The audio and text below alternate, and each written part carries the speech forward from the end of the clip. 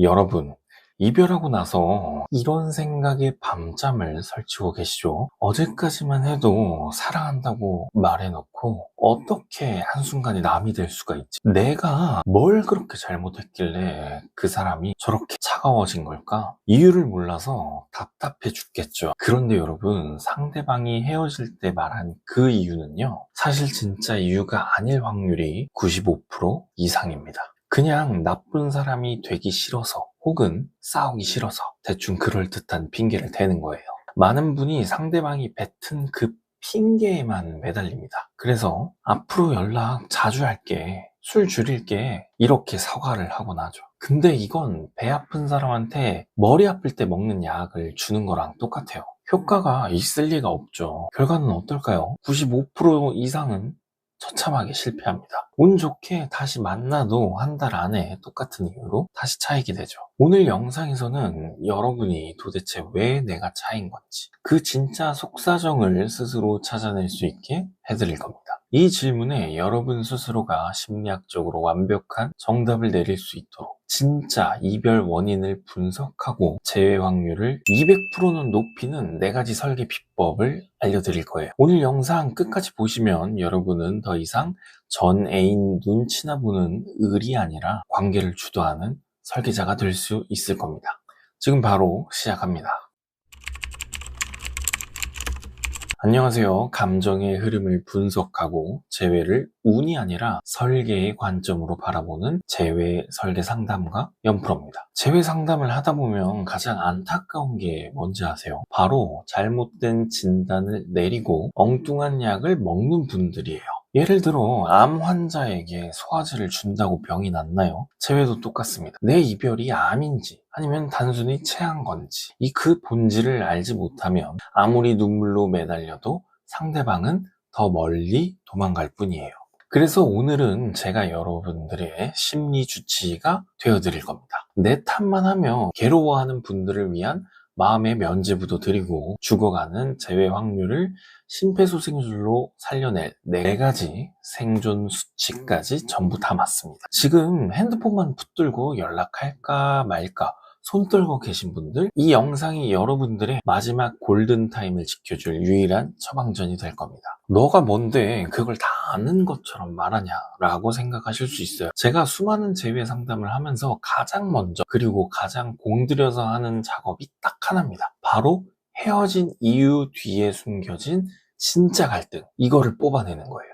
상대가 말하는 성격 차이야, 이제는 지쳤어 같은 그런 뻔한 이유들 말고 그 밑에 깔린 진짜 원인을 못 찾아내면 어떻게 되냐면 재회는커녕 잠깐 다시 만나도 한 달 안에 똑같은 이유로 다시 깨집니다. 그래서 오늘은 제가 상담실에서 사용하는 그 분석 방법을 여러분들께 아낌없이 다 드릴 거예요. 여러분들도 혼자서 이래서 우리가 끝났구나 하면서 무릎을 탁 치게 만들어 드릴 겁니다. 오늘 영상은 이런 분들이라면 무조건 들으셔야 해요. 첫 번째, 대체 왜 헤어졌는지 이유를 몰라 밤잠을 설치신 분. 두 번째, 내 문제점이 뭔지 감으로만 추측하며 자책하는 분. 세 번째, 진짜 다시 잘해보고 싶은데 뭐부터 고쳐야 할지 막막한 분. 이제 서론이 너무 길었죠? 댓글에 벌써 빨리 본론이나 말해라 라고 쓰시는 분들, 네, 알겠습니다. 지금 바로 시작할게요. 첫 번째, 사건으로 결론을 내리지 마세요. 이거 정말 중요합니다. 대부분은 여기서 다 틀리거든요. 연락이 줄어서 헤어졌어. 기념일을 깜빡해서 헤어졌어. 게임하느라 답장이 늦어서 헤어졌어. 여러분, 이건 그냥 겉으로 보이는 사건, 이벤트일 뿐이에요. 껍데기라는 거죠. 진짜 본질은 그 사건 때문에 상대방이 느낀 감정입니다. 예를 들어, 나는 이 사람한테 우선순위가 아니구나. 나는 사랑받고 있는 것 같지가 않아.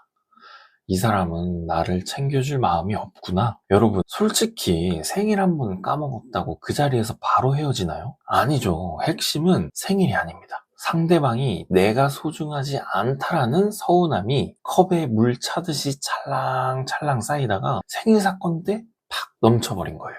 그러니 이제부터 질문을 이렇게 바꿔야 합니다. 내가 뭘 잘못했지가 아니라 나의 마지막 행동 때문에 상대방이 가지고 있는 서운함의 그 컵의 물이, 그 물이 왜 넘쳐 흘렀을까? 라고 생각을 하셔야 돼요. 다시 말씀드리면 내 행동 때문에 상대방 마음속에 어떤 결핍이 쌓였을까? 라고요. 두 번째, 상대방은 잔소리가 아니라 여러분들에게 구조 신호를 보낸 겁니다. 상대가 헤어지기 전에 이런 말을 자주 했을 수 있어요. 오늘 좀 연락이 안 되네. 우리 이번 주말에 뭐 할 거야? 나 어제 좀 힘들었어. 여러분은 이걸 또 시작이네. 피곤한 잔소리네. 라고 생각하실 수 있어요. 하지만 이건 상대방이 보낸 마지막 구조 신호입니다. 나 지금 마음이 너무 아프니까 제발 좀 나 좀 봐줘.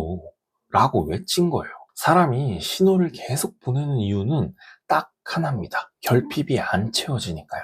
배고픈 사람한테 밥을 줘야 하는데 알았어, 나중에 줄게 라고만 하면 어떻게 될까요? 결국 상대방이 가는 곳은 정해져 있어요. 말 안 해도 밥 차려주는 사람 앞에 갑니다. 그러니 이 말은 상대가 변한 게 아니라 여러분들이 상대방의 구조 신호를 너무 오래 무시한 겁니다. 세 번째, 설렘이 없어의 진짜 뜻. 당연한 사람이 됐다는 거예요. 상대가 이런 말을 하면 하늘이 무너지죠. 나 너한테 더 이상 설렘이 안 느껴져. 마음이 예전 같지가 않아. 이거 듣고 멘붕 와서 내가 못생겨졌나? 내가 살이 너무 많이 쪘나? 내가 너무 대답을 잘 안 했나? 이렇게 고민하시는데 그게 아닙니다. 심리학적으로 설렘은 기대감에서 나옵니다. 상대방의 마음속에 서운함이 가득 차면 여러분의 가치는, 여러분에 대한 기대감이 뚝 떨어집니다. 그런데 그 상황에서 새로운 사람이 나타나서 상대의 결핍을 딱 채워주면 어떨까요? 나한테 못 받은 사랑을 주고 가르칠 필요도 없이 알아서 잘 해줍니다. 그러면 게임 끝난 거예요. 여러분이 나쁜 사람이라서가 아닙니다. 상대방 뇌가 이 사람보다는 저 사람이 나를 더 행복하게 해주겠다 라고 판단을 끝낸 거예요. 관계의 구조 자체가 그렇게 설계가 되어버린 거죠. 네 번째, 가장 중요한 갈림길. 바꿀 수 있냐가 아니라 감당할 수 있냐라는 겁니다. 자, 이제 마지막 단계입니다. 여러분은 지금 간절하니까 마음속으로 굳게 결심할 거예요. 나 진짜 바뀔게. 이제 연락도 잘하고 다 챙길게. 그런데 냉정하게 말씀드릴게요. 의지로 하는 노력은 유통기한이 짧습니다. 한두 달은 여러분들이 열심히 하겠죠. 결국은 원래 여러분의 모습으로 돌아옵니다. 그러면 또 싸우고 더 처참하게 깨지겠죠. 그래서 여러분은 재회를 하기 전에 자신에게 이렇게 물어봐야 합니다. 나는 상대방이 원하는 그 모습을 평생 감당할 수 있는 사람인가? 라고요. 감당 가능하다면 그때부터 재회 설계를 시작하는 겁니다. 만약 감당이 안 된다면 다시 만나도 지옥이에요. 그래도 재회하고 싶어요 라고 하시는 분들 딱 하나 방법이 있습니다. 억지로 잘해주는 척 하는 연기를 하지 마시고요. 상대방을 바라보는 여러분들의 마음의 기준 자체를 옮겨야 합니다. 귀찮지만 해준다가 아니라 이 사람을 행복하게 해주는 게 내 기쁨이다 라는 기준이 생겨야 돼요. 이거를 진심으로 받아들여야 재회에 성공하고 그 재회가 오래 갈 수 있어요. 자, 이제 머릿속이 좀 정리되셨나요? 그렇다면 지금 바로 종이를 꺼내서 펜을 들고 딱 3줄만 채워보세요. 제가 상담실에서 실제로 사용하는 분석법입니다. 첫 번째, 사건.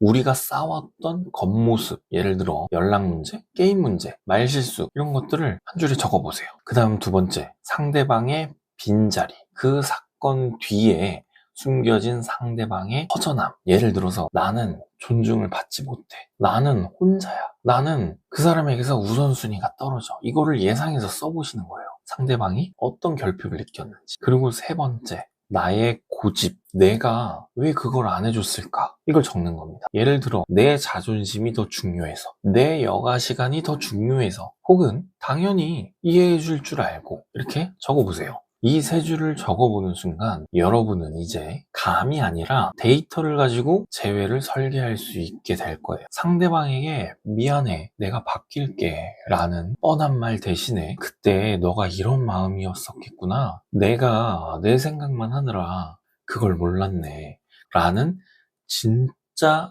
사과를 하실 수 있게 될 겁니다. 이때 주의하셔야 되는 게 있어요. 마지막으로 정말 중요한 충고 하나만 드리겠습니다. 유튜브를 보다 보면 이런 조언들이 많아요. 질투 유발을 해라. 갑자기 프로필 사진을 바꿔라. 물론 아주 가끔은 효과가 있을 수 있습니다. 하지만 본질적인 결핍, 그 문제를 해결하지 않고 이런 기술만 쓰면요, 관계가 방관해서 집착으로 튑니다.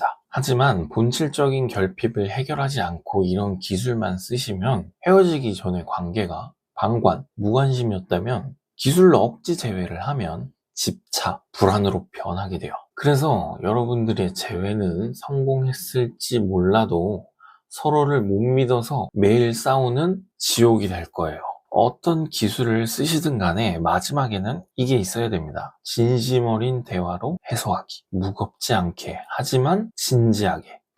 상대의 마음을 확인하는 과정이 빠진 재회는 해변 위에 만든 모래성과 같습니다. 오늘 영상의 핵심 딱 하나만 기억하세요. 내가 왜 차였는지는 사건이 아니라 상대방의 텅 빈 마음에서 찾아야 합니다. 이 원리만 이해해도 여러분은 더 이상 전 애인의 눈치만 보는 을이 아닙니다.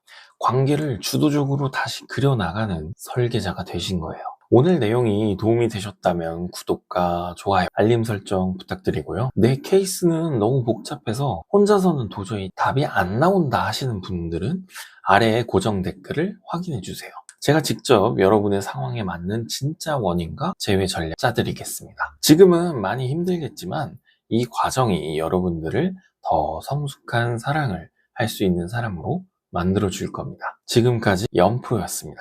감사합니다.